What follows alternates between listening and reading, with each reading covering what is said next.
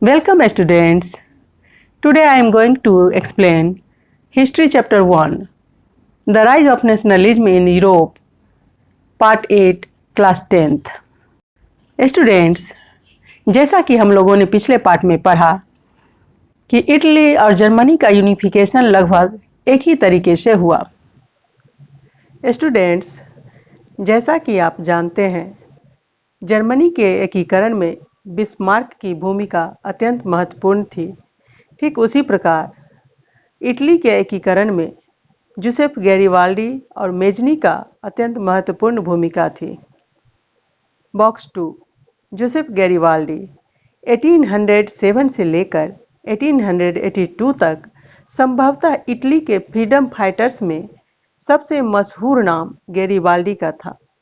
उसका संबंध एक ऐसे फैमिली से था जो कोस्टल ट्रेड यानी तटीय व्यापार किया करते थे, और गैरिबाल्डी खुद मर्चेंट नेवी में एक सेलर था।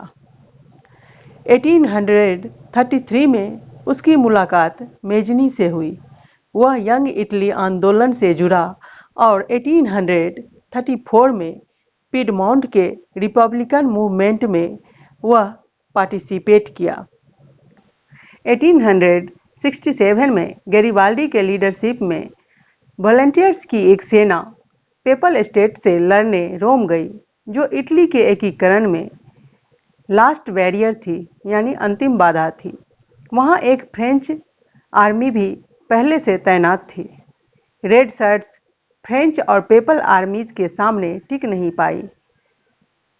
1870 में जब पर्सा से युद्ध के दौरान फ्रांस ने रोम से अपने सैनिक हटा लिए, तब जाकर पेपल स्टेट अंततः इटली में शामिल हुआ,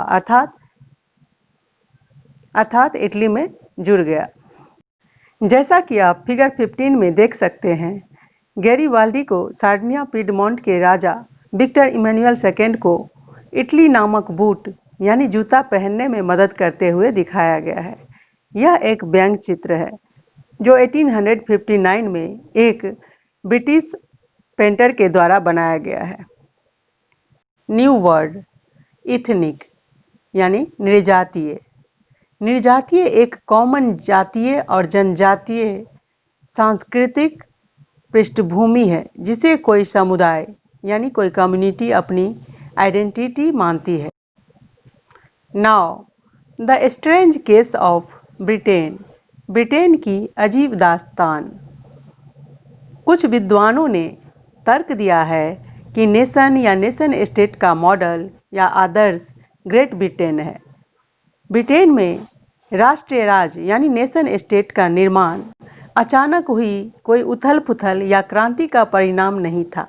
यह एक लंबी चलने वाली प्रक्रिया का परिणाम था। 18वीं सेंचुरी के पहले ब्रिटिश नेशन था ही नहीं। ब्रिटिश आइलैंड्स में रहने वाले लोगों, अंग्रेज, वेल्स, स्कॉट या आयरिश की मुख्य पहचान यानी एथनिक थी। इन सभी जातीय समूहों की अपनी सांस्कृतिक और राजनीतिक परंपराएं थी, लेकिन जैसे जैसे ब्रिटिश नेशन की धन दौलत, अहमियत और सत्ता में वृद्धि हुई, वह आइलैंड्स के अन्य नेशंस पर अपना प्रभुत्व बढ़ाने में सफल हुआ। एक लंबे टकराव और संघर्ष के बाद ब्रिटिश पार्लियामेंट ने 1688 में मोनार्की या राजतंत्र से पावर छीन लिया था।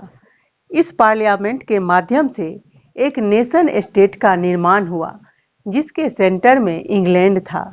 इंग्लैंड और स्कॉटलैंड के बीच एक्ट ऑफ यूनियन 1707 से United kingdom of great Britain का गठन हुआ या निर्माण हुआ। इससे इंग्लैंड व्यवहारिक रूप में स्कॉटलैंड पर अपना प्रभुत्व जमा पाया। इसके बाद ब्रिटिश पार्लियामेंट में ब्रिटिश मेंबर्स का बोलबाला या दबदबा हो गया। एक ब्रिटिश आइडेंटिटी के विकास का अर्थ यह हुआ कि स्कॉटलैंड की खास संस्कृति और राजनीतिक संस्थानों को एक योजनाबद्ध तरीके से यानी प्री प्लान्ड तरीके से दबा दिया गया। स्कॉटिश हाईलैंड्स के निवासियों ने, जिन्होंने कैथोलिक क्लैन में जन्म लिया था या जो कैथोलिक क्लैन को मानते थे, उन्होंने जब भी अपनी आज़ादी को व्यक्त करने का प्रयास किया, उन्हें ज़बरदस्ती दमन का सामना करना पड़ा, यानी उनकी आवाज़ को दबा दी गई। स्कॉटिश हाईलैंड के लोगों को अपनी गोलिक भाषा बोलने या अपनी राष्ट्रीय पोशाक यानी नेशनल ड्रेस पहनने की मनाही थी।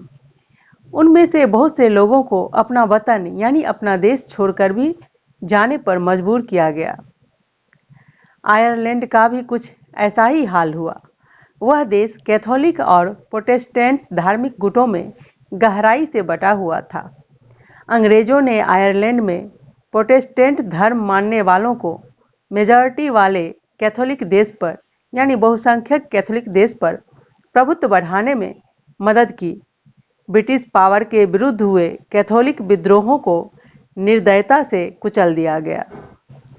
वुल्फ टोन और उसकी यूनाइटेड आयरिश मैन 1798 की अगुवाई में हुए असफल विद्रोह के बाद 1801 में आयरलैंड को बलपूर्वक यानी जबरदस्ती यूनाइटेड किंगडम में शामिल कर लिया गया। एक नए ब्रिटिश नेशन का निर्माण किया गया, जिस पर हावी ब्रिटिश कल्चर यानी अंग्रेजी संस्कृति का प्रचार प्रसार किया गया।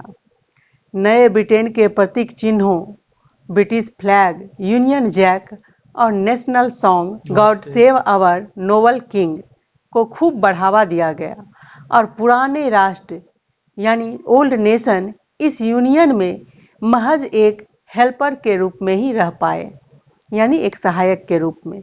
उन्हें कोई आज़ादी, कोई रिस्पेक्ट नहीं दी गई।